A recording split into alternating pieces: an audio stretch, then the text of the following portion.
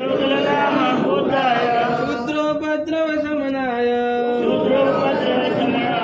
हरते नमः स्वाहा।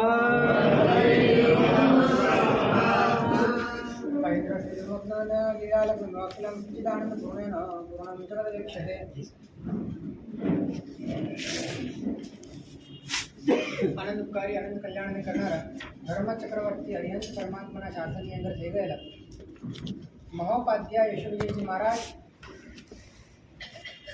અજ્ઞાન સ્વરૂપ રહેલા આપણા જ્ઞાનને જ્ઞાન સ્વરૂપની ઓળખાણ કરાવવાને માટે પૂર્ણતાનો ઉપદેશ આપ્યો. જ્ઞાન અજ્ઞાન સ્વરૂપ એટલા માટે બન્યું કારણ કે જ્ઞાનને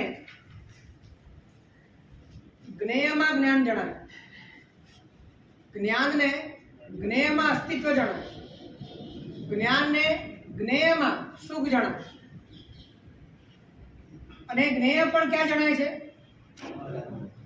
એ જ્ઞેય પણ જ્ઞાનમાં જણાય છે અને જ્ઞાનમાં જણાતા જ્ઞેયમાં એણે પોતાનું અસ્તિત્વ, પોતાનું સુખ અને પોતાનું જ્ઞાન, પોતાનું સર્વસ્વ એની અંદર સ્વીકારે. માટે આ જ્ઞાન અજ્ઞાન રૂપે પરિણમે અને અજ્ઞાન રૂપે પરિણમેલું જ્ઞાન એ પોતે મૂળથી જ્ઞાન સ્વરૂપ હોવા છતાં પોતાનો લાભ મેળવી શકતું નથી અને પોતાનો લાભ ન મેળવનાર જ્ઞાન નુકસાન કરે છે પોતાનું અને એના કારણે કર્મોના બંધન અને દુર્ગતિની પરંપરા, સંસારનું પરિભ્રમણ આ ઊભું થયું.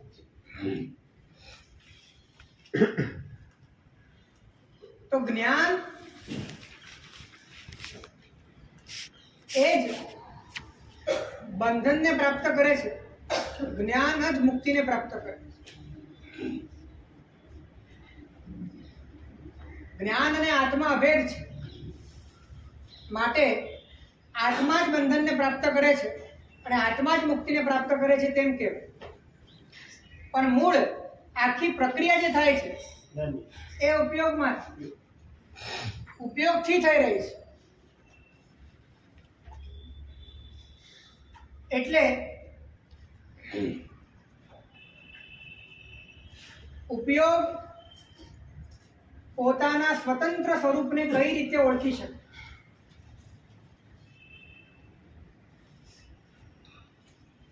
કે જેના માધ્યમે અત્યાર સુધી પોતે જેને જીવતો આવ્યો છે એમાં જીવન નથી એવો એને અંદરમાં નિર્ણય થાય, એવો એને અંદરમાં અનુભવ થાય અને જેના માધ્યમે જીવતો આવ્યો છે, જેના કારણે જીવતો આવ્યો છે, જે છે માટે જીવતો આવ્યો છે એમાં પોતાના સાચા જીવનનો એને અનુભવ થાય. કઈ રીતે થઈ શકે આ?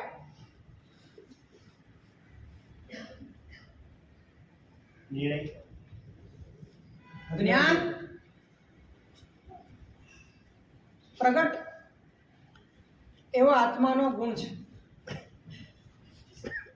પણ આપણને જ્ઞાન ગુણ નથી જણાતો, જ્ઞાન પર્યાય જણાય છે.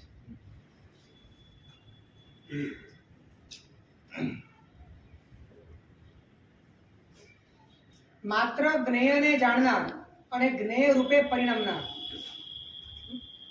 જ્ઞેય રૂપે પરિણમનાર એટલે જ્ઞેયાકાર રૂપે પરિણમનાર, જ્ઞાનાકાર રૂપે પરિણમનાર, જ્ઞેય, જ્ઞેયાકાર અને જ્ઞેયાકાર રૂપે પરિણમેલું જ્ઞાન એ જ્ઞાનાકાર. તો કોઈ જ્ઞેયને લઈને જ્ઞાનાકાર રૂપે પરિણમનારું જે જ્ઞાન છે, તો એ જ્ઞાન જેમ જ્ઞેય બદલાય છે તેમ એ પણ બદલાય છે.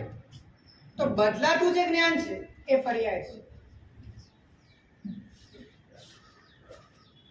પરંતુ એ બદલાતા જ્ઞાનમાં પણ એનો જે પોતાનો મૂળભૂત પ્રકાશક સ્વભાવ છે એ કાયમ માટે સનાતન રહે છે, એ એનો ગુણ છે. અને આપણે ગુણને જાણતા નથી, આપણે માત્ર વિશેષ પર્યાયને જાણીએ.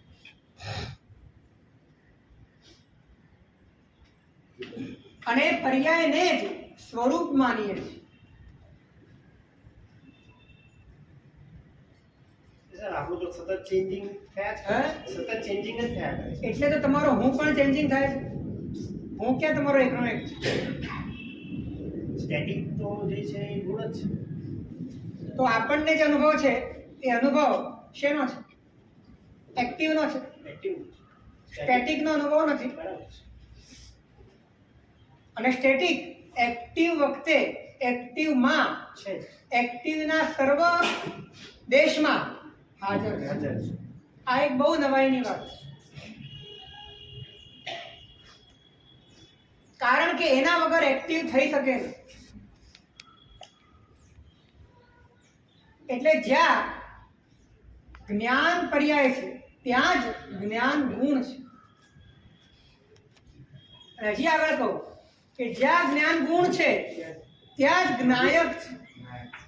એટલે કે ત્યાં જ આત્મસત્તા વિરાજમાન છે. એટલે આમ ક્રમ એવો થાય કે જે સાવજ આ માર્ગથી અજાણ હોય એની પહેલી શરૂઆત એવી થાય કે એને જ્ઞાન પર્યાયના કારણે એવો ખ્યાલ આવે કે જ્ઞાન છે માટે આત્મા નામનો કોઈ પદાર્થ હોવો જોઈએ. અહીંથી એની શરૂઆત. કારણ કે જ્ઞાન નામનો પદાર્થ બીજા કોઈ પદાર્થમાં જણાતો નથી. માટે જ્ઞાન વાળો એવો કોઈ સ્વતંત્ર પદાર્થ હોવો જોઈએ અને એ પદાર્થ એ હું જ હોવો જોઈએ. કેમ કે મને મારી પોતાની હયાતી જ્ઞાન સિવાય અનુભવાતી નથી. મારી હયાતી મને જેમાં અનુભવાય છે એ જતું રહે તો પણ જ્ઞાનના માધ્યમે મને ખ્યાલ આવે છે કે હું છું. ભલે એની જગ્યા પર બીજો પદાર્થ આવી આઈડેન્ટિટીનો કદાચ ભેદ બદલાઈ ગયો પણ એને સંવેદનાર જ્ઞાન એ કાયમ માટે એકનું એક છે. તો એના માધ્યમે અનુમાન થાય છે કે જ્ઞાન નામનો પદાર્થ એ વિશ્વના કોઈ પણ પૂતગલમાં નથી. એ માત્ર મારું જ પોતાનું સ્વરૂપ હોવું જોઈએ. માટે આ જ્ઞાન ગુણ વાળો કે આ જ્ઞાન પર્યાય વાળો કે આ જ્ઞાનની વિશેષતા વાળો જે પણ છે એ હું એવો એને સૌથી પહેલા બોધ. પછી એને ખ્યાલ આવે છે કે જો જ્ઞાન વાળો આત્મા છે તો મારે આત્માને શોધવો હોય તો ક્યાં શોધવો જોઈએ? તો બીજું સ્ટેજ. પહેલા જ્ઞાનથી આત્માને જાણે છે પછી જ્ઞાનમાં આત્માને જાણવાનો પ્રયત્ન કરે.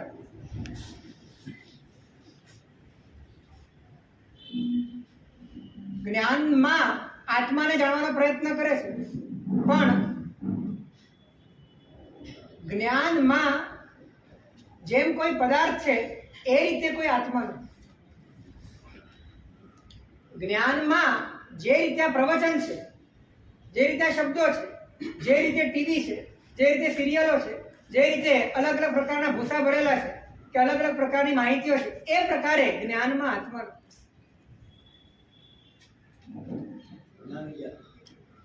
એટલે જ્ઞાનમાં આત્મા શોધે છે. ફિઝિકલ ફોર્મ તો ફિઝિકલ ફોર્મ નથી અને જ્ઞાનમાં કોઈ એક જગ્યાએ આત્મા નથી. જ્ઞાને જ આવે. કારણ કે જ્ઞાન અને આત્મા વચ્ચે કોઈ ભેદ નથી. એટલે બીજા નંબરમાં જ્ઞાનમાં આત્મા શોધે પણ સફળ થતો નથી. પછી એને ખ્યાલ આવે છે કે જ્ઞાન અલગ અલગ પ્રકારના જ્ઞાનમાં જે જ્ઞાનત્વ રહેલું છે એટલે કે ઘડાનું જ્ઞાન, કપડાનું જ્ઞાન, અલગ અલગ ઉપાશ્રયનું જ્ઞાન, આ બધા જ આકારો જુદા જુદા છે. પણ એ જુદા જુદા આકારમાં પણ જે જાણવાપણું છે એ તો એક જ ક્વોલિટીનું છે. જે જણાય છે એની ક્વોલિટી જુદી જુદી છે પણ જે જાણવાપણું છે એ તો સરખું જ. એને પકડીને એ જ્ઞાન ગુણને સમજે છે અને ત્યારે એને ખ્યાલ આવે છે કે જ્ઞાન એ જ આત્મા છે. અને હજી આગળ જ્ઞાનના માધ્યમે આત્માને સમજતા આગળ જતા એમ ખ્યાલ આવે છે કે આત્મામાં જ્ઞાન છે. આત્માનો ગુણધર્મ જ્ઞાન છે. એટલે આ જ્ઞાનનું જે કાર્ય છે એ કાર્ય કદાચ સક્રિય છે, જી સાહેબ. પણ આત્માનું જે મૂળ સ્વરૂપ છે એ નિષ્ક્રિય. માટે એને સમજાય છે અનુભવથી કે આત્મામાં જ્ઞાન છે. તો સૌથી પહેલી શરૂઆત ક્યાંથી થાય છે? જ્ઞાનથી આત્મા. જ્ઞાનથી આત્મા જણ. તો આ પહેલી ભૂમિકામાં તો તમે બધા આવી ગયા ને? હા કે ના?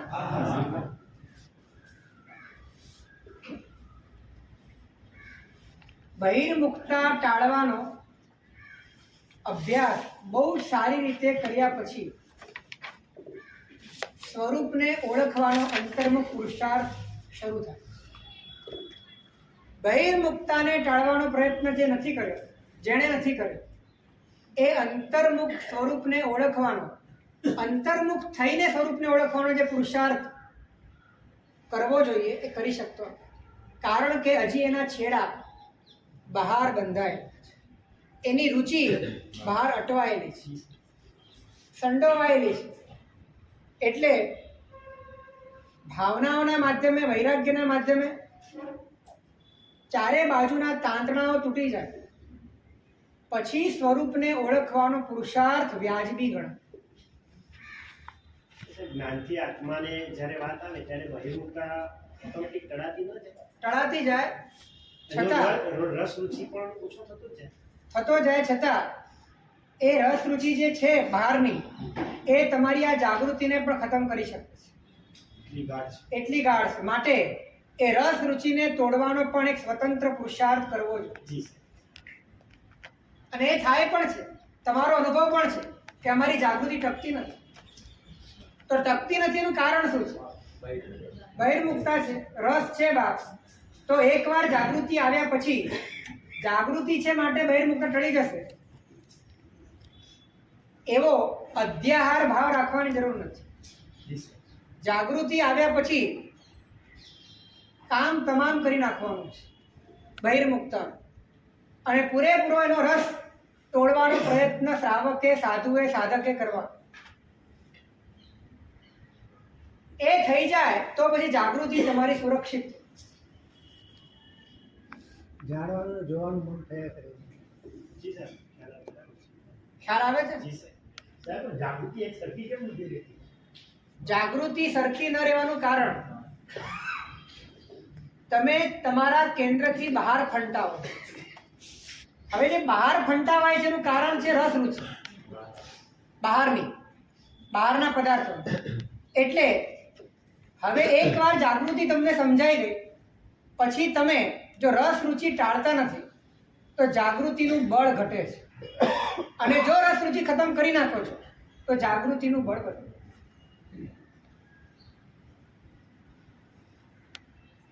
અને આ ભૂલ લગભગ ઘણા સાધકો કરે છે કે એમને એવું લાગે છે કે અમે જાગૃતિનો અભ્યાસ કરીએ છીએ ને તો અમારી બહિર્મુખતા ટળી જ જવાની છે.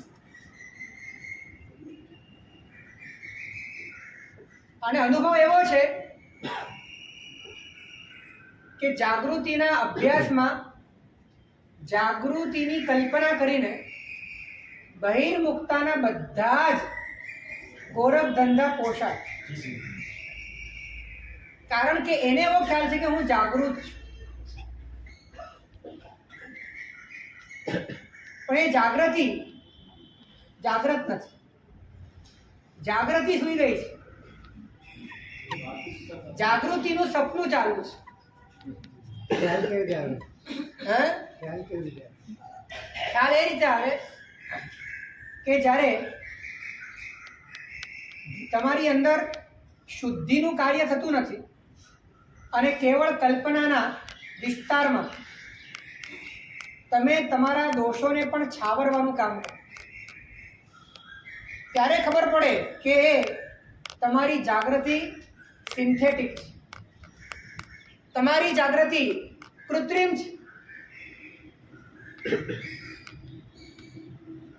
અને અહીંયા અમે એમ નથી કહેતા તમને કે તમે સંપૂર્ણપણે તમારા દોષો છોડો કે તમે સંસાર છોડો.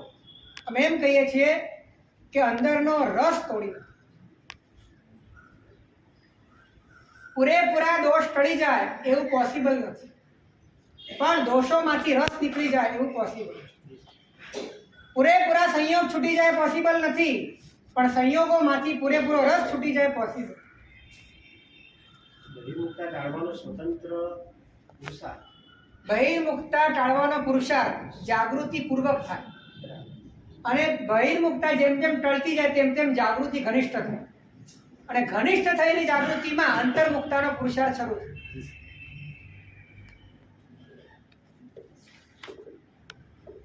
બહિર્મુખતા ટાળવા માટે જ્યાં તમારું મન ખેંચાય છે એની અસારતાનો પ્રચંડ ભાવ હૃદયમાં વેદાવવો જોઈએ. એ પાપો અને દોષોની ભયાનકતાથી તમારું ભીતર ભાવિત થવું જોઈએ. એક પણ કદમ રસપૂર્વક તમે આગળ વધી શકો એવી તમામ શક્યતાઓ બંધ થઈ જવી જોઈએ. ત્યારે બહિર્મુખતા ખતમ થાય, અને પછી જ્યારે તમારે ફંટાવાની જ વાત નથી ત્યારે તમારી જાગૃતિ નક્કર થાય. જાગૃતિ જો તમને ફંટાવામાં ઉપયોગી થતી હોય ને તો એ છળ છે. જાગૃતિ જો તમને ફંટાવા માટે મદદ કરતી હોય તો એ છળ છે, પણ જાગૃતિ તમને સંકેલવામાં મદદ કરતી હોય તો એ વાસ્તવિક છે. શું થાય છે?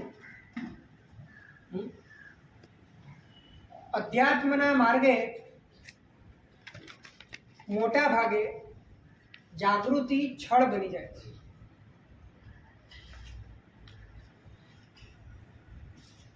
અને તમે તમને છેતરો, અને એ પણ જે તારનારું પરિબળ છે એના માધ્યમથી, ત્યારે તમને કોઈ બચાવી નહીં શકે.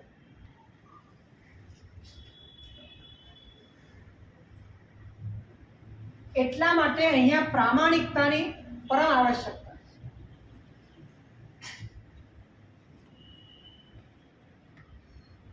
તો જ્યારે બહિર્મુખતા ટળે છે અને અંતર્મુખતાનો પુરુષાર્થ કરવાનો પરિપાક થાય છે, ત્યારે પુરુષાર્થ કઈ રીતે કરવાનો છે અત્યારે તમે એને માટે યોગ્ય છો એવું જાણીને હું નથી કહેતો, પણ ભવિષ્યમાં તમને ઉપયોગી થાય એટલા માટે.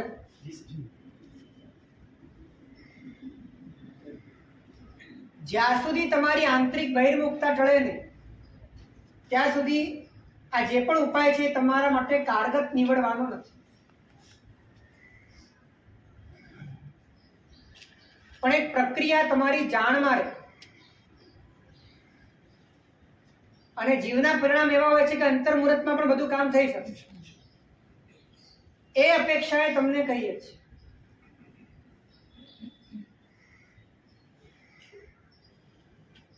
કારણ કે આ બધા જ પદાર્થો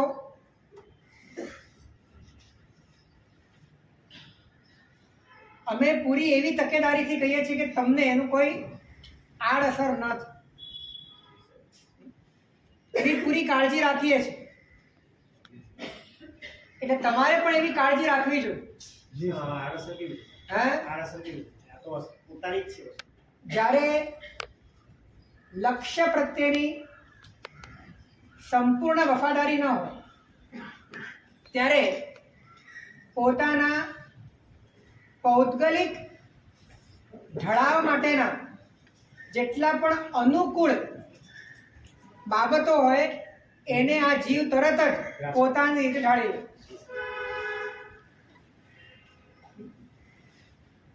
દાખલા તરીકે જ્યારે ક્રમબદ્ધ પર્યાયની વાત આવે કે નિયતિની વાત આવે ત્યારે તમે નિયતિનો સ્વીકાર એ રીતે કરો છો કે તમારા પાપોને તમે ઢાંકી શકો, છાવરી શકો, બચાવી શકો, અને બધું જ નિયતિના ઉપર તમે ઢોળીને તમે મુક્ત બની જાઓ, અને એ તમારે અંદરથી બધું ચાલુ રાખવું છે, અને તમારે અંદરથી પાછા નિર્દોષ પણ સાબિત થવું છે, કેમ કે નિયતિમાં લખેલું છે હું શું. તો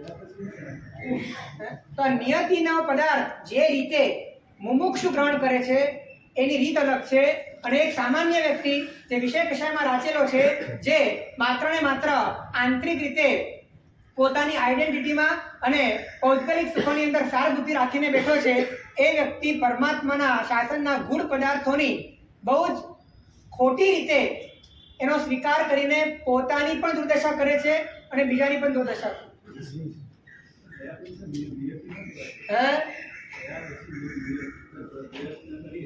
થયા પછી નહીં, થતી વખતે પણ નિયતિનો સ્વીકાર કરી શકાય, પણ નિયતિનો સ્વીકાર કઈ રીતે કરવાનો છે એની જે કળા છે એ કળા મુમુક્ષુ પાસે જ આવે છે, બીજા પાસે આવતી નથી.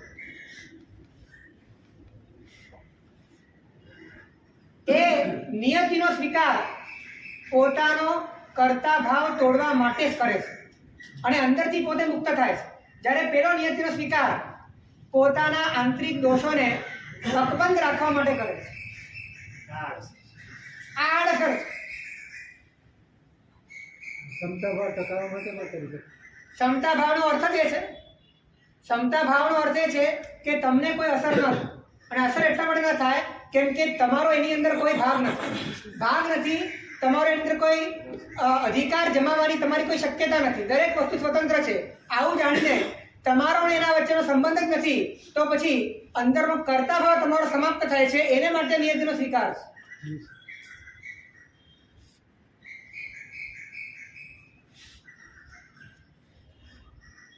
તો જ્ઞાન થોડા કાન સરવા રાખજો.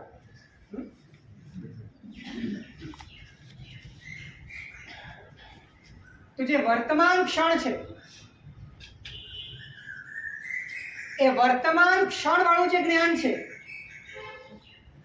એ જ્ઞાન એને લઈને તમારે જાગૃતિ રાખવાની છે. તમે જે માહિતીઓ ભેગી કરી છે ભૂતકાળની, કે તમે જે કલ્પનાઓ કરી રહ્યા છો ભવિષ્યની, એવા જ્ઞેયાત્મક,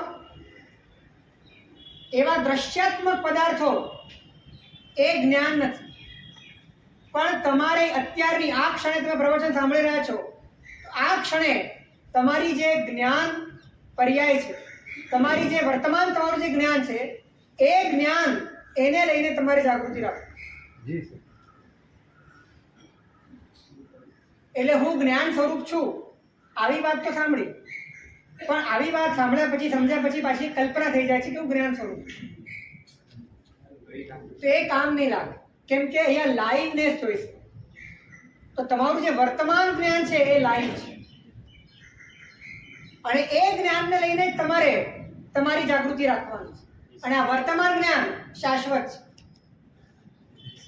વર્તમાન જ્ઞાન છે, કાયમ છે. વર્તમાન જ્ઞાન ક્યારે મળતું નથી.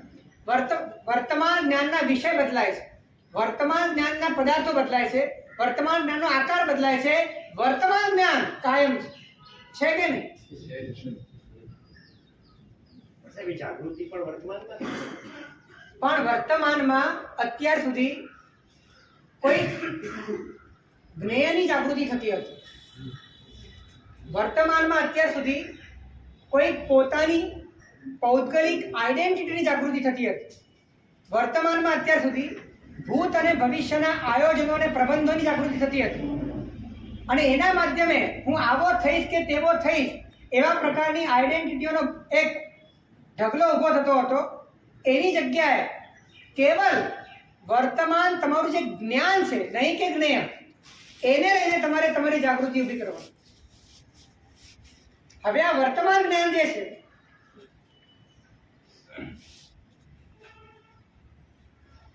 એ વર્તમાન જ્ઞાન જ્ઞેયથી જુદું જણાતું નથી. આ એક બહુ મોટી પીડાની વાત છે.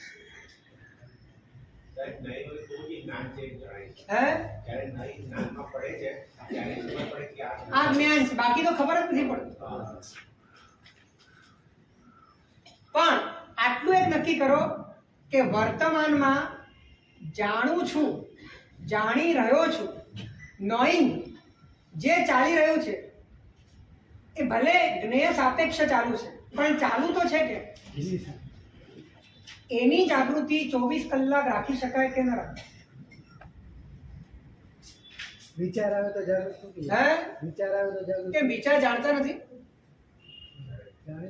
એક પણ ક્ષણ એવી નથી કે નોઈંગ તમારું ચાલુ ના હોય. ફોકસ નોઈંગ પર છે.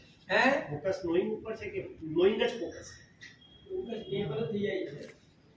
જ્ઞેય તમને જણાય છે તો હું જ્ઞેયને જાણું, એમાં જ્યારે તદાકાર વૃત્તિ થાય છે ત્યારે તમે નોઈંગને ભૂલી જાઓ છો. અત્યારે પ્રવચન ત્યારે તમે પૂરેપૂરા એ જ્ઞેય સાથે જોડાયેલા હો છો. અને જ્યારે જ્ઞેય સાથે જોડાયેલા હો છો ત્યારે તમારી જે આઈડેન્ટિટી હોય છે એ પણ જ્ઞેયવાળી જ હોય છે. અત્યારે પ્રવચન સાંભળે આપણે જોઈએ છે તો ફોકસ આપણા ઉપર છે. હમ. એની સાથે હવે નોઈંગ એકચ્યુઅલી તો નોઈંગ વાળા જ ફોકસ છે. આ જે પ્રવચનો છે એ તો તમને નોઈંગ તરફ લઈ જશે, પણ સામાન્યથી સંસારના વિષયો જે છે એ તો તમને જ્ઞેય તરફ જ લઈ જવાના છે. તો સામાન્યથી નિવૃત્તિના કાળમાં જ્યારે તમારી પાસે બહુ કામ ન હોય એવા કાળમાં નોઈંગ ઉપર જાગૃતિ રાખવાનો પુરુષાર્થ કરીને આદત પાડવાની છે. જાણી રહ્યો છું આ તો તમને અનુભવ સિદ્ધ છે. હે નિવૃત્તિને પણ જાણી રહ્યા છો. એક વાત ધ્યાનમાં રાખજો કે તમે જ્યારે નિવૃત્તિમાં હો છો ત્યારે પણ પ્રવૃત્તિ ચાલુ જ છે. એ પ્રવૃત્તિને પણ જાણી રહ્યા છે. તો જાણવાનું તમારું ચાલુ જ છે. તો હવે તમારું ધ્યાન જે જાણવામાં હતું એની જગ્યાએ માત્ર જાણવામાં છે. જે જાણી રહ્યા છો ને એ જે પ્રોસેસ અંદર ચાલુ છે ને ત્યાં તમારી જાગૃતિ.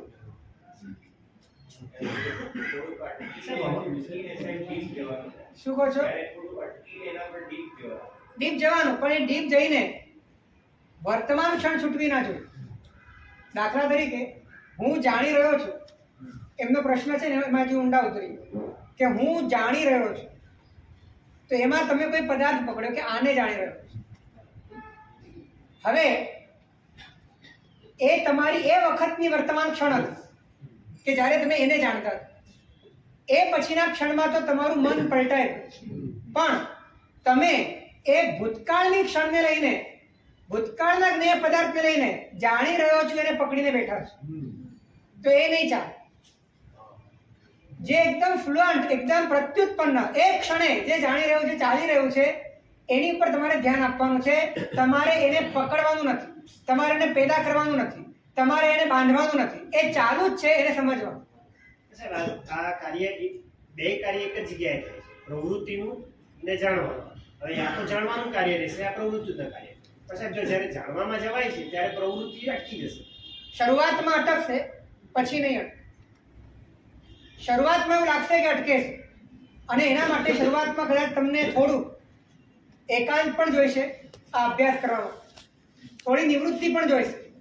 પણ ધીરે ધીરે ધીરે તમારી ફાવટ આવી જશે. જે રીતે તમે ડ્રાઇવિંગ કરતા કરતા પણ વાત કરી લો છો, આ ડ્યુઅલ થાય છે. થાય છે ને, એ રીતે ધીરે ધીરે તમે તમારા જાણું છું એની જાગૃતિ રાખતા રાખતા પણ, કેમ કે એ તો તમારું કાયમ માટે રહેવાનું જ છે, એ ક્યારે પણ મટવાનું નથી. એ મટવાનું છે ક્યારે? એવું ક્યારે બને કે પ્રવૃત્તિ ચાલુ હોય ત્યારે આ ન હોય? આ તો છે. આ તો છે. તો એ છે એની પર તમને એક નજર રાખવાની તમને આદત પડી. હવે તમારી અંદરમાં એક કળા આવી ગઈ, એક કુશળતા આવી ગઈ કે તમે એને સમજીને જ ચાલશો. ફોકસ જે બહાર છે અંદર થઈ જાય. અંદર થઈ એટલે જે જ્ઞેય પ્રત્યેનું ફોકસ છે પ્રવૃત્તિ અટકશે. અટકશે, શરૂઆતમાં અટકશે, પણ ધીરે ધીરે એટલે સાહેબ પ્રવૃત્તિ અટકશે ને તો પાછું તકલીફ થશે. થોડોક તો ભોગ આપવો, જી સર. થોડોક તો ભોગ આપવો પડશે.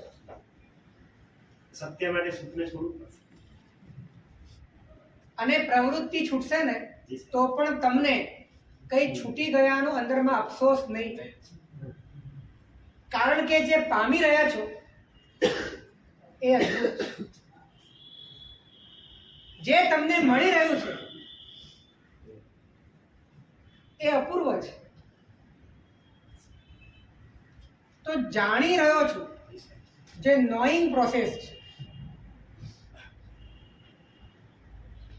એ સ્વયં ચાલુ છે. એને તમે પુરુષાર્થ કરીને પણ ચલાવી શકતા નથી. તમે પુરુષાર્થ કરીને જે જાણો છો એ પણ જ્ઞેય છે, કેમ કે એ પણ જણાય છે.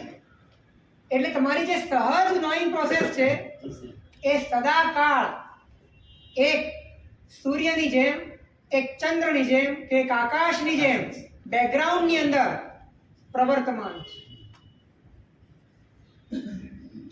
આ વાત ધીરે ધીરે અભ્યાસથી પકડાય છે, સમજાય છે. અને જ્યારે તમે નોઈંગને સમજતા થઈ ગયા, કયા નોઈંગને?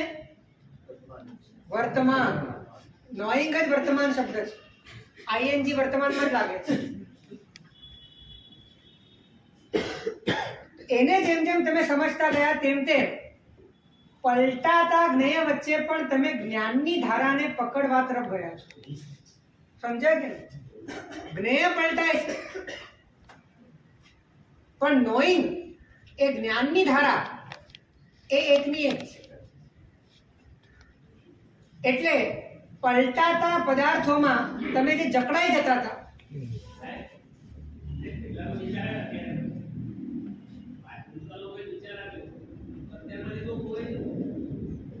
ભૂતકાળનો વિચાર તમને આવ્યો ત્યારે ભૂતકાળને પણ તમે જાણી રહ્યા છો ને અત્યારે. તમે નહીં, મારો તમને હું તમને એમ પૂછું છું કે ભૂતકાળને જ્યારે તમે જાણો છો ત્યારે ભૂતકાળમાં જાણો છો કે વર્તમાનમાં જાણો છો? વાત ખતમ. ભૂતકાળને પણ જાણશો ત્યારે વર્તમાનમાં જાણશો, ત્યારે પણ નોઈંગ તમારું ચાલુ. તમે આનાથી છટકી શકો એવું નથી. એટલે આના તરફથી, આત્મા તરફથી, પરમાત્મા તરફથી તમને આલંબન 24 કલાક આપવામાં આવે. તમારા તરફથી પ્રમાદ હોય તે જુદી વાત છે.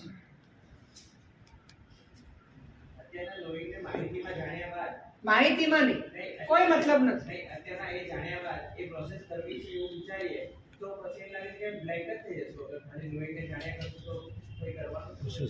એકવાર કરી જુઓ. કર્યા વગર તમને આનો આંતરિક મર્મ નહીં સમજ. અને કરવા માટે પહેલા આખી ભૂમિકા ઊભી કરો. બહિર્મુખતા ટાળવાનો સઘન પુરુષાર્થ કરો. એના વગર જો આમાં પડ્યા ને તો તમને નિષ્ફળતા જ મળવા.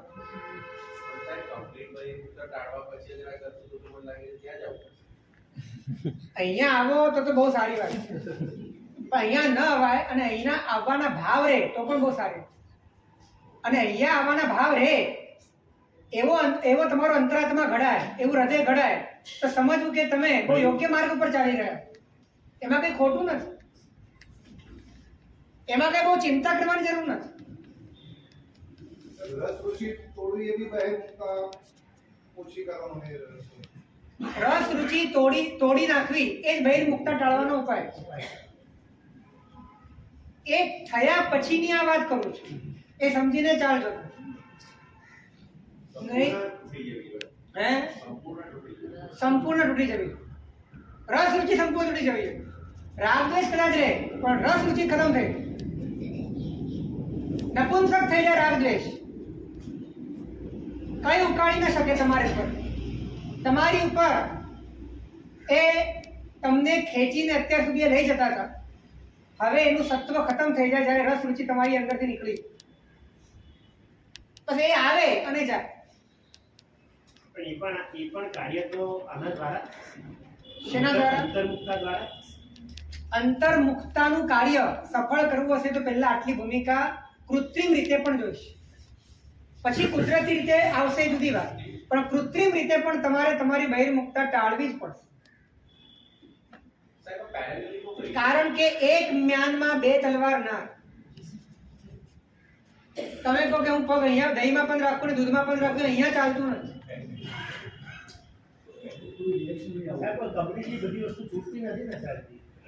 અમે રસ છોડવાની વાત કરીએ છીએ. રસ છૂટે કે નહીં? તમે રસ છોડવાની વાત છોડો, તમે રસ ઊભો નહીં કરવાની પણ પ્રતિજ્ઞા કરો ને તો કામ થઈ.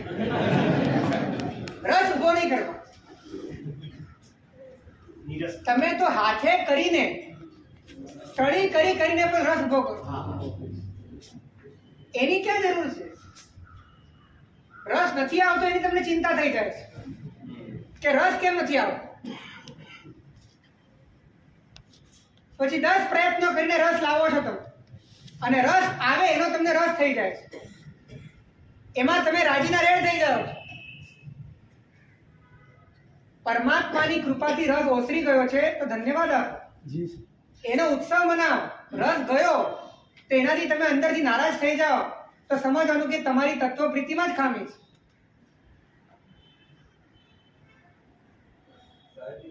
પ્રેક્ટિકલી અમે નિવૃત્તને અત્યારના તમને સાંભળી રહ્યા તો અમારું જે બહારની જે વસ્તુ છે અત્યારનું ફોકસ એના પર છે, જે વસ્તુ આપના પર જ ફોકસ છે સાંભળી રહ્યા. તો હવે અમારે કેવી રીતે અનુભવ કરવાનો? જ્યારે સાંભળો છો ત્યારે સાંભળતા સાંભળતા પરમાત્માની વાણી બે જ કામ કરે છે, કાં બહિર્મુક્તા તોડે છે કાં અંતર્મુક્તા. હવે બહિર્મુક્તા તૂટી ગઈ, અંતર્મુક્તા આવી ગઈ, અને એમાં જો અંદરનું અનુસંધાન થઈ ગયું તો પછી એ વખતે તમારે પ્રવચન સાંભળવાની પણ જરૂર નથી. પછી તમારા માટે આગળના શબ્દો નથી. એ વખતે તમારે અંદર ચાલ્યા જવાનું છે. પણ એટલી તાકાત નથી તો પ્રવચન સિવાય બીજે ક્યાં બહાર જવાનું નથી.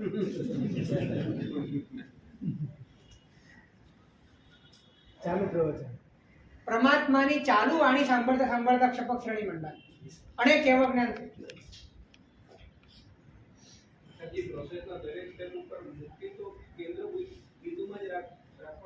મુક્તિ ને મુક્તિ એટલે કે પોતાની સંપૂર્ણ શુદ્ધતા, પોતાની સંપૂર્ણ મુક્તતા, એનું લક્ષ્ય તો હોવું જ જોઈએ. પણ એના લક્ષ્ય સાથે એ મુક્તિ કેવી રીતે પ્રાપ્ત થઈ શકે? તો કે પોતાના ભીતરમાં રહેલું જે મુક્ત સ્વરૂપ છે એને જો અંદરમાં સ્પર્શ થાય, એમાં જો પરિણમન થાય તો જ મુક્તિ મળી શકે. એટલે મુક્તિ એ કોઈ પ્રાપ્તિ નથી, ધ્યાન રાખજો. મુક્તિ એ પ્રાગટ્ય છે. વર્તમાન સમયમાં દરેક પ્રોસેસના દરેક સ્ટેપમાં પણ એ તો વિચારમાં તો હોવું જોઈએ ને. વિચારમાં એક વખત તમારા મનની અંદર એક લક્ષ્ય બંધાઈ ગયું છે કે તમારે મોક્ષ જવું છે, તમારે મુક્ત થવું છે.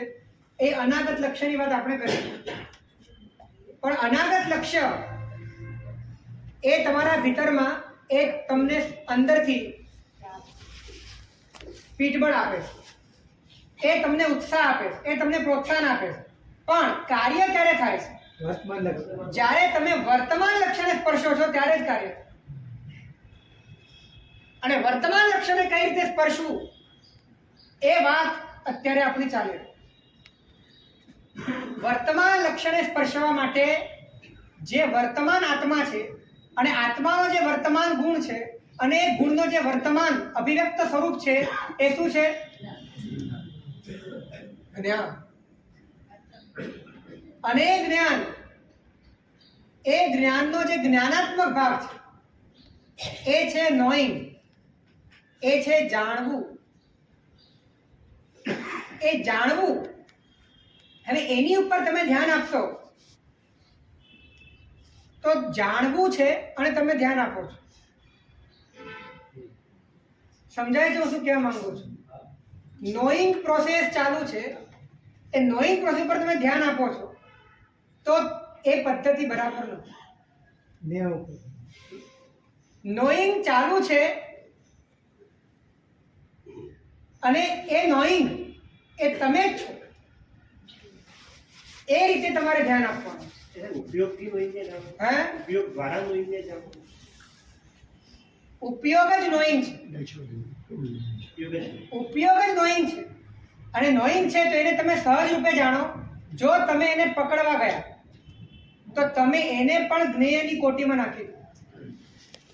જો તમે એને કોઈક ફ્રેમમાં બાંધીને એને સમજવા ગયા તો તમે એને પણ દ્રશ્યની કોટીમાં નાખી દો. એટલે એ ચાલુ જ છે અને એ તમારું જ સ્વરૂપ છે અને પ્રવર્તી જ રહ્યું છે એ રીતે તમે એને જોશો તો તમને કોઈ પણ જાતની આંતરિક પકડ વગર, કોઈ પણ જાતના પજેશન વગર, પજેસિવ એટીટ્યુડ વગર તમને તમારી એ સહજ પ્રક્રિયા તમારી જ છે, તમે જ છો એ વાત તમને સમજાય. આ વાત સમજાવવી બહુ ડિફિકલ્ટ છે, પણ તમને સમજાય છે એવું હું સમજુ છું. સમજાય છે ને? એટલે સાહેબ કોઈ વિચાર આવે તો એ વિચારો કે વિચારતા જણાય છે એ હું. વિચાર જ્યાં જણાય છે, હા એ એ જ્યાં જણાય છે. હવે વિચાર જણાય છે તો વિચાર નોઈંગ છે કે જ્યાં જણાય છે તે નોઈંગ છે? જ્યાં જણાય છે જ્યાં જણાય છે તે નોઈંગ. અને નોઈંગ એ તમારા કરતા જુદું છે? નોઈંગ તમારા કરતા જુદું નથી. તો હવે એ નોઈંગ ને તમે જ્ઞેય તરીકે જાણશો કે છે? આ રીતે જાણવાનું છે. આપણે ધ્યાન કરીએ તો એ જ કહેવાય. શું કહો છો? આપણે ધ્યાન કરીએ એ જ કહેવાય. આપણે ધ્યાન કરીએ અને એમાં જો કોઈ જ્ઞેય પદાર્થોમાં અટવાઈ જઈએ અને એમાં જ આપણે અટવાઈ જઈને સતત ને સતત મથામણમાં ડૂબી જઈએ તો સમજવાનું કે એ મેડિટેશન, એ ધ્યાન નથી, એ કોન્સન્ટ્રેશન છે. અને કોન્સન્ટ્રેશનમાં તણાવ છે અને તણાવને આર્ત ધ્યાન કીધું છે. તણાવ એ આર્ત ધ્યાન છે. એટલે અત્યારે આ નોઈંગને જાણવાની વાત છે એમાં માત્ર તમે જ છો. તો તમે છો તો ધીરે ધીરે મુક્તતા આવે છે. પણ જ્યારે તમે કોઈકને જ્ઞેય બનાવીને એની ઉપર જ્યારે તૂટી પડો છો અને એને જ્યારે પકડવાની કોશિશ કરો છો ત્યારે તમારી અંદર એક પજેસિવનેસ આવે. જ્યારે પજેસિવનેસ આવે છે ત્યારે તમારા ચેતનાની અંદર એક પ્રકારની પકડ આવે છે. પકડ સાથે તણાવ આવે છે. એ આર્ત ધ્યાન છે. તમારે ખુલવાનું છે, તમારે મુકાઈ જવાનું છે, તમારે મુક્ત થવાનું છે. કોઈ પણ વસ્તુ એ પકડવાની છે જ નહીં. પકડ્યા એટલે ગયા. થર્ડ અમ્પાયરની જેમ ઓબ્ઝર્વ કરવાનો ત્યારે ભલે કોઈ બીજો પદાર્થ પણ પછી પોતે જ ઓબ્ઝર્વ કરે. પોતે જ છે. આ નોઈંગ જે ચાલી રહ્યું છે એ નોઈંગ એ ધીરે ધીરે તમને સમજાશે કે આ નોઈંગ ઓટોમેટિક ચાલુ છે.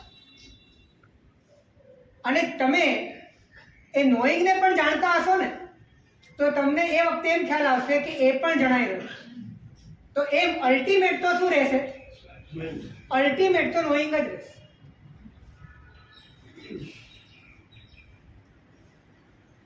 આ વાત વર્તમાન ક્ષણની કરી રહ્યો છે અને આ વર્તમાન ક્ષણ સતત અખંડ ધારાએ ચાલુ છે. માટે આ નોઈંગ પણ સતત અખંડ ધારાએ. હવે તમારું ધ્યાન, તમારી જાગૃતિ જો નોઈંગ ઉપર જ હોય તો જે જ્ઞેય પદાર્થોમાં તમે અટવાતા હતા, તમે એમાં આસક્ત થતા હતા, તમે એની આઈડેન્ટિટી બનાવતા હતા, તમે એને લઈને વિષયમાં રાજતા હતા, એ આખી ધારા અહીંયા તૂટી જાય. આખો અહીંયા ટર્ન લેવાય છે. અને આ જે નોઈંગ છે એ નોઈંગ એ તમારા મગજના સ્પંદનો રૂપ છે? એ તમારી એની સાથે કોઈ હાર્ટબીટ જોડાયેલી છે? એ કેવું છે? એ નોઈંગ કેવું છે? જાગૃત અખંડ છે, સતત છે. હે? જાગૃત છે. એ નોઈંગ તમે જેમ જેમ સમજશો, શરૂઆતમાં તમને છે ને આ બધા ખોપડીના ભાગો સાથે નોઈંગ જણાશે, પણ ધીરે ધીરે ખ્યાલ આવશે કે એ પણ જણાય છે. ત્યારે નોઈંગનું આકાશ જેવું અત્યંત મુક્ત સ્વરૂપ સમજાશે કે જેને આ પૌદ્ગલિક ઢાંચા સાથે કોઈ લેવા દે. એ હજી અનુભૂતિ નથી. પ્રેક્ટિકલી આપણે આપણી વાણી જાણી રહ્યા છે અને જેમાં જણાય છે એના તરફ ધ્યાન આપવું. અત્યારે તમે જાણી રહ્યા છો. હવે તમારું ધ્યાન અત્યારે શબ્દો ઉપર છે, શબ્દના અર્થ ઉપર છે, વિશ્લેષણ ઉપર છે, અંદર એનાલિસિસ ચાલે છે અને તમે જે જૂનું પુરાણું સાંભળ્યું છે એની સાથે અંદરમાં મેચિંગ પણ ચાલુ છે. આ બધી પ્રક્રિયા એક સાથે ચાલુ છે. પણ આ જ્યારે ચાલુ છે ત્યારે પણ તમે જાણી રહ્યા છો એ વાત ઉપર તમારું ધ્યાન નથી. તમારું ધ્યાન તો એની પર છે જે જણાઈ રહ્યું છે. તો એ જાણી રહ્યા ઉપર જો જઈએ તો પેલું બધું બંધ થઈ જશે. બંધ થઈ જવા દો ને. એમાં કોઈ વાંધો નથી. પ્રેક્ટિસ જ કરવાનું. આધાર વગરનું અનંતકાળ પહેલા કર્યું જ નથી. હે અનંતકાળથી આવું આધાર વગરનું કંઈ કર્યું જ નથી. તો હવે કરી દો ચાલો. તો અનંતકાળ હવે ભંગો નહીં. એટલે ફોકસ સાથે જાણી રહ્યા છે એની પર શું કહો છો?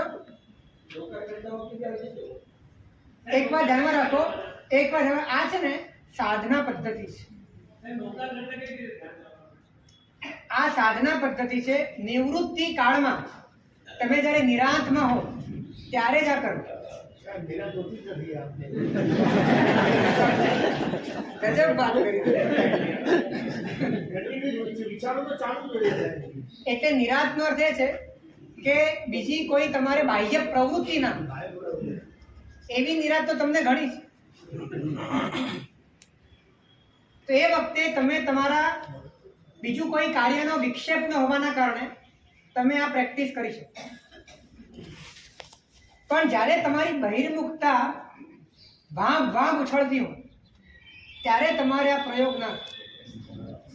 ત્યારે તમારે બહિર્મુખતા ટાળવાના જે ઉપાય છે ને એમાં જ લાગો. જણાઈ રહ્યું છે ત્યારે આની અંદર પડવાનું જ. જણાઈ રહ્યું છે બહિર્મુખતા જેને જાણું છું એ અંતર્મુખતા. તો સાહેબ એક સામેક કરીએ, સામેકની અંદર નૌકારવાળી ને એ રીતે વિચારીએ, પછી એ સમયે આ બધી પ્રોસેસ કરવાની કે નૌકારવાળી કરવાની. હવે સામાયિક કરતી વખતે સમજ 48 મિનિટ આમ સમય નિવૃત્ત થઈ ગયા. નિવૃત્ત થઈ ગયા, પણ અહીંની નિવૃત્તિની વાત છે. હવે એના માટે પેસેજ છે. બેઠા છો તો સૌથી પહેલા ભૂમિકા તમારી દ્રઢ કરવી જોઈએ. એટલે તમે શરૂઆતની 10 મિનિટ 20 મિનિટ 25 મિનિટ તમે તમારા અંતઃકરણને સમસ્ત બાહ્ય પદાર્થોની નિર્લેપતા અને વૈરાગ્યથી તમે પાસિત કરી દો. પછી તમે આ સાધના પ્રક્રિયામાં પ્રવેશો તો ચાલો. ને એના માટે જે પણ કરવું પડે, જે કરવું પડે. નૌકારવાળી કરવી પડે કે જે કરવું પડે, તમારી સમજણને જ કરવાની છે. તમારે તમારા અભિપ્રાય બદલાવા જોઈએ. કટ ઓફ થઈ જવા જોઈએ ચારે બાજુ. એક પણ તાંતણો હવે બહાર ન રહેવો જોઈએ. પૂરેપૂરા છૂટી ગયા પછી આ પ્રક્રિયા તમે કરશો તો તમને સમજાશે. જી સર. અને આ પ્રક્રિયા બહુ સારભૂત પ્રક્રિયાઓ છે. આ પ્રક્રિયા કરતા કરતા જેમ જેમ ફાવટ આવે છે તેમ તેમ અચાનક કોઈની સાથે બોલતા, કોઈ સાથે ચાલતા, કોઈ સાથે વાત કરતા, નોટ ગણતા ગમે ત્યારે આ ઓટોમેટિક ક્લિક થવા લાગશે. તમારું ધ્યાન, કેમ કે તમને એમાં એટલું બધું અંદરમાં આહ્લાદ ઉભો થશે, અંતરમાં એટલી બધી મુક્તતા અનુભવ થશે કે ચેતના પોતે એડજસ્ટ થવાનો પ્રયત્ન કરે છે, પોતાની મળે રસ્તો ગોતે છે અને ફ્લેશ થયા કરશે. અને આ રીતે તમારું પરમ તત્વ તરફનું જે આકર્ષણ છે એ આકર્ષણ વધ્યા કરશે.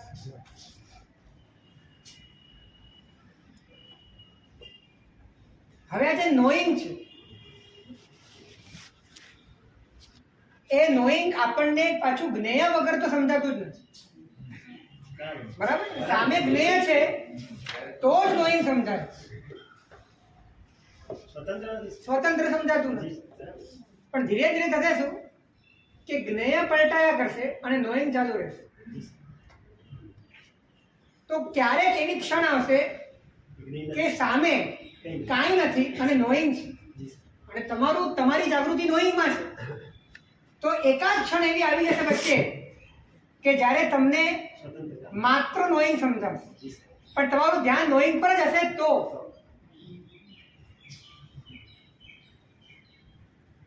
અહીંયા એક વાત એ સમજવાની છે કે આ જે નોઈંગ છે ને ત્યાં જ શુદ્ધ આત્મા રહેલો છે, ત્યાં જ પરમાત્મા રહેલો છે, ત્યાં જ એક પણ પ્રદેશના આંતરા વગર. આગળ નથી, પાછળ નથી, આમ નથી, તેમ નથી, જ્યાં છે ત્યાં જ છે. જે પરમ તત્વ સિદ્ધ પરમાત્મા વિલસી રહ્યું છે એ જ પરમ તત્વ અહીંયા નોઈંગ છે ને ત્યાં જ.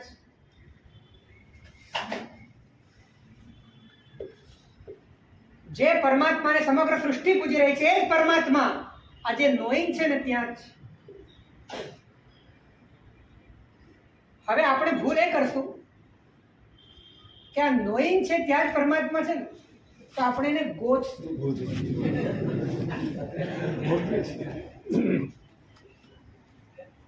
નોઈંગ એ જ પરમાત્મા.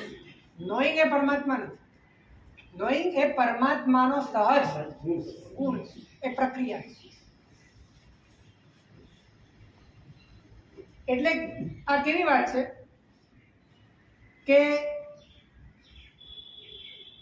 એક વ્યક્તિને એ કોમ્પ્યુટર પર બેઠેલો છે અને સ્ક્રીન ચાલુ છે, ડિસ્પ્લે ખુલેલી છે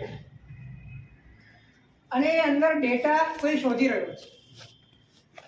હવે એના મનમાં એમ વિચાર આવે કે મારે સ્ક્રીન શોધવી છે,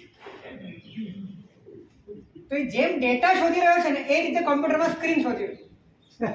સામે જ છે. સમજાયું કે નહીં તમને? તો સ્ક્રીન ક્યાં છે? સામે જ.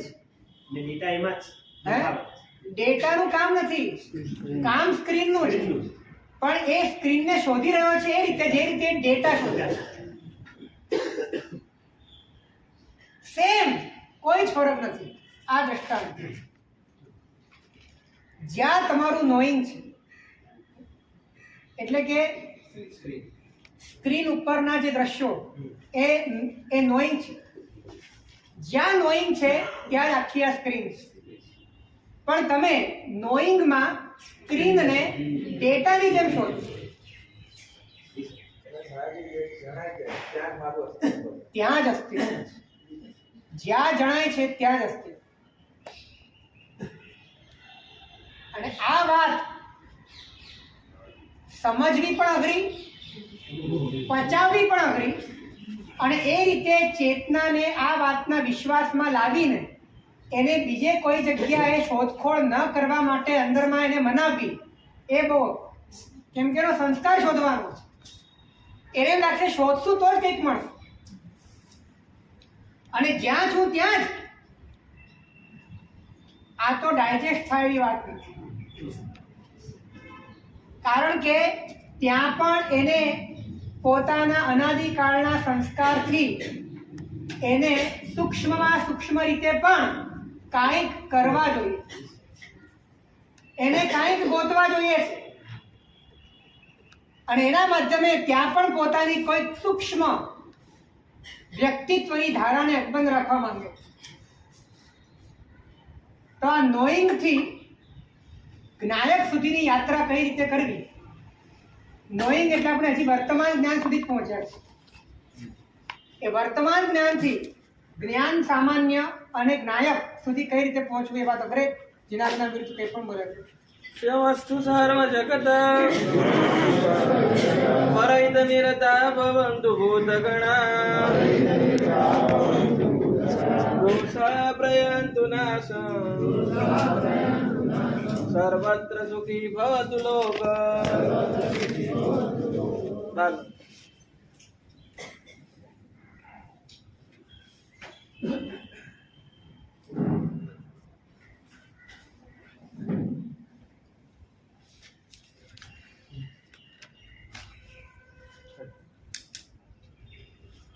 દિવાળીના દિવસો નજીક આવી રહ્યા છે. જેમ પર્વાધિરાજ પર્યુષણ છે એનો મહિમા છે, એવી રીતે દીપાલિકા પર્વનો પણ અદ્ભુત મહિમા છે. 1,00,000 કરોડ છઠ્ઠનું ફળ દિવાળી છઠ્ઠથી ઉપલબ્ધ થાય છે એવું શાસ્ત્રોની અંદર એનો મહિમાનું વર્ણન છે. અને પરમાત્માને 2550 વર્ષ ત્યારે પૂર્ણ થઈ રહ્યા છે, ત્યારે પરમાત્માને એક કૃતજ્ઞતાની અંજલિ અર્પણ કરવાને માટે છઠ કરવો જ છે આ વખતે એવો સંકલ્પ કરજો. અને છઠના માધ્યમે પરમાત્માની વાણી પરમાત્માના ઉપનિષદમાં બેસીને પરમાત્મામય બનીને સાંભળવી છે. દિવાળીના વ્યાખ્યાનો પરમાત્માના 16 પ્રહરની દેશનાને આપણે સંક્ષેપમાં કઈ રીતે સમજવાનો પ્રયત્ન કરીશું.